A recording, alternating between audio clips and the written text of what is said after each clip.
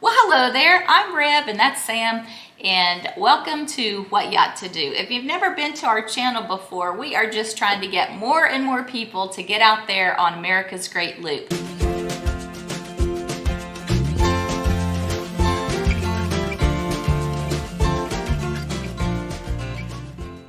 We have actually done the loop 2 times aboard a Carver 504 called the Here's to Us. Now believe me when I tell you that if we can do it, you can too. So today we are going to take you on a trip from Paducah, Kentucky down to Clifton, Tennessee. And we did this trip in October and November of 2019. Major difference between Loop 1 and Loop 2 in this particular area was the water level. In 2019 we had higher than normal water, and in many cases that helped us out a lot. So we will go on this trip and we'll take you from Paducah, Kentucky to Grand Rivers, Kentucky, where we'll stay at Green Turtle Bay. So let's talk about trip 63, which is from Paducah to Grand Rivers.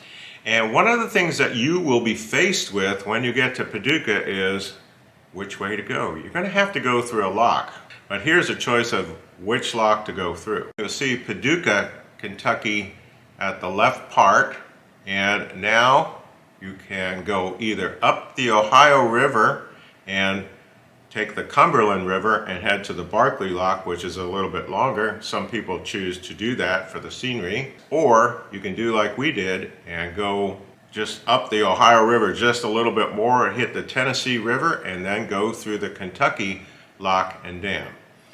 Now there are a lot of considerations and we cover those in our video number 63. In any case, you will make the right decision for your loop, your way. And in our case, we decided to go to that Kentucky lock, and so we went up the Tennessee River and coordinated. And when I say we coordinated, it was really kind of I thought it was a little bit of a mess getting into the Kentucky lock. But once you're into the Kentucky lock, you will see that it gets pretty crowded. That's us in the Kentucky Lock, and you can see there's boats rafted in front of us. There are boats rafted on the opposite wall where we are, and then the back view, there's even more boats rafted off each other back there. There are a lot of boats going through there when we did. So once out of the lock, you will proceed southbound, and you're now on Kentucky Lake, and you're going to make an eastbound turn to go through the Barkley Canal. From there you'll turn slightly northbound and you're going to go into Green Turtle Bay. Now pay attention to the notes going into Green Turtle Bay because it is a little bit challenging. Green Turtle Bay is an awesome, awesome marina. It definitely is. It's a resort, so there are restaurants right on site. There's courtesy car, there's laundry, there's a little store, everything you could possibly want right there.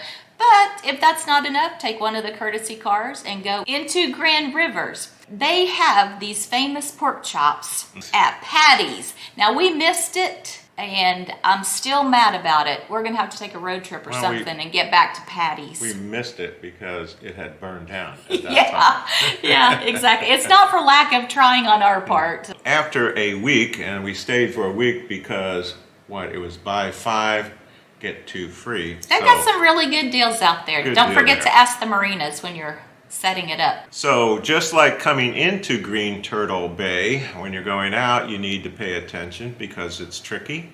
And for us, it was a little bit more complicated because it seems like we attract fishermen. So we traveled south for a bit and then turned eastbound into the Barkley Canal, and we saw a tow pushing up against the bank there, and they were doing crew change, we found out. Another thing is people ask us all the time is, what do you do while you're traveling and looking at all this beautiful scenery? What else is going on the boat? Things that I do out there on the Here's to Us is keep a log of every hour I'm looking at my engine instruments, and you can see that log here, what I record, the position and all that. And also I talk more about that in Great Loop Q&A the crew. And if you take that course, you'll also get a downloadable resource there where you can see my actual log and you can replicate that to fit your particular boat. So at the end of trip 64, we end up at Paris Landing, and you need to watch the video and see how exciting it was there. That's going to be a real thrill for you. Monday night, not a lot going on. That's true. I don't know if you know this, but we have a website called whatyachttodo.com. We're talking to you about things that happened during our first loop. So right there on the home page, if you click on travel there under our first loop route, not only will it show you where our YouTube videos are, but also it's a blog post of all of these trips. So more information, more pictures. Hopefully this can help you with your planning. So the final leg of this episode takes us from Paris Landing all the way down to Clifton Marina in Clifton, Tennessee, which is a distance of 93 miles. And that is a fairly long day traveling at what we were traveling is pretty much about 10 or 11 miles per hour. We were traveling with another boat, and we did have a schedule consideration, which is something you really never really want to have on a boat, but we were trying to make it to Mobile so that we could fly home for Thanksgiving. This section of the Tennessee River is just beautiful, and I think if I had an extra summer, that I'd love to spend it on the Tennessee River. Lots of places to go, and there'd be lots of places to anchor, which I had considered doing. However, I'm afraid.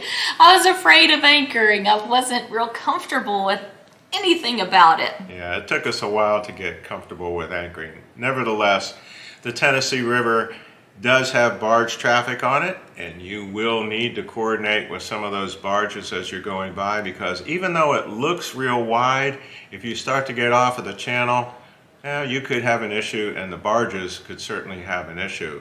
So one of the things that you want to ensure that you do is not try to coordinate as a barge is coming through a bridge, as you'll see here. And you will figure that out as you go around turns and coordinate with those barges, and I show you how to do that in trip 65.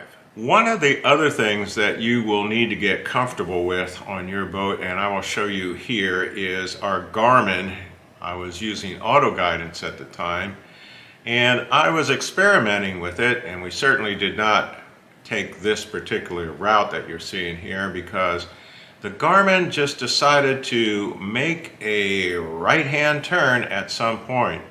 Now, I had seen it coming up, and right here I am actually zoomed in so I can show you, but you will want to be sure that your auto guidance, your auto routing, or whatever it is that you're using is not taking you someplace where you don't want to be. As you travel further south and upbound on the Tennessee River, it gets narrower, and so you will have scenery real close to you on both sides of the river, lots of fall colors. You also see the beautiful Ladyfinger Bluffs. We made it into Clifton Marina. As you're traveling southbound, it's a turn to port, and then if you're going to saddle up next to the restaurant, it's a hard turn to the starboard, and you will see, most likely, if you're going in there, they'll have your name up on the chalkboard. Isn't that nice? We do have another website. It's called Great Loop Academy. So anytime one of us talks about courses that we have, this is the website where you'll find them. So we hope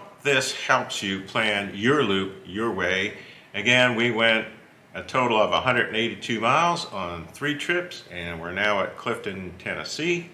So look for the next episode in this series, which is Loop 2, Part 5. We'll cover a lot of the same geographic territory, but we'll stop at different places.